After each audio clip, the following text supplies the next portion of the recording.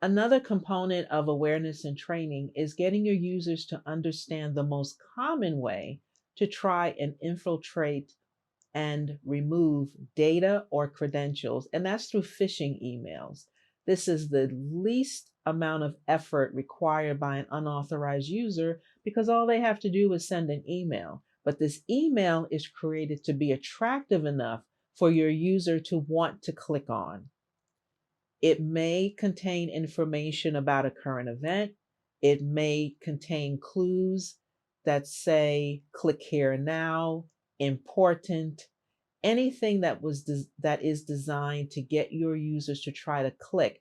And once your user clicks, it will either introduce malware into the environment or will send them to a malicious page where that unauthorized user or bad actor can get the data that they seek. Awareness and training is useful because it empowers the user to trust their instincts. They may read an email and say something's not right, but awareness and training will give them the opportunity to say, you know what?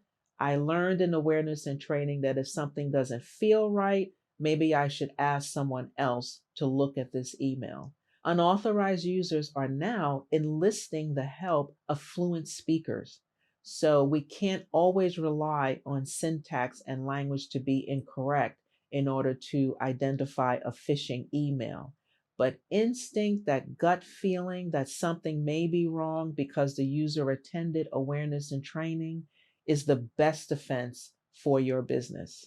Larger organizations can invite representatives from the different departments at the HR onboarding process. So, a representative from the network team, the email team, system administrators, anyone who has a stake in your business processes, the application owner can come in and talk to your new users about the appropriate use of those applications, processes, and systems. If your organization has a awareness and training tool, a software tool that you can push out to the end user, that's great, but make sure your end user is not just clicking through the tool. In the administrative panel, there is a place where you can see how long a user spent on a topic. If a user is clicking through the tool and just taking the quiz at the end, that's great. They understand the information, but maybe they may have missed something that may be important for your organization. So you want to make sure that it doesn't just take 30 seconds to read a module and answer the questions. It should take a reasonable amount of time that you think is appropriate to read, understand the material, and be able to apply those concepts in everyday business processes. Another way to ensure awareness and training is implemented is those complex password rules.